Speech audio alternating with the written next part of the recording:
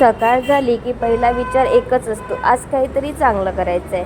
सूर्य उगवायच्या आधी उठायचं, डोळे उघडताच तक्रार नाही तर स्वतःलाच एकच सांगायचं, उठ रे, तुझा दिवस आहे, तुझी वाट बघतोय.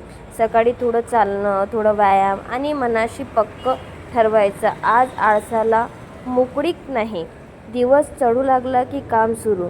घाम गाळवा तरी तक्रार नाही, कारण माहीत असतं आजचा घाम उद्याचं सुख बनतो.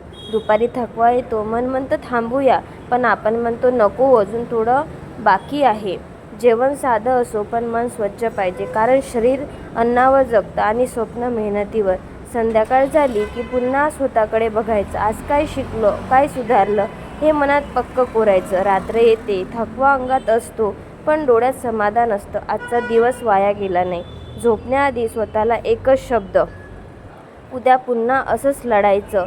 हेच नवं दिवस, ही शिस्त आणि सध्या माणसाला असाधारण बनवते. असा होता आजचा दिवस. थँक्यू.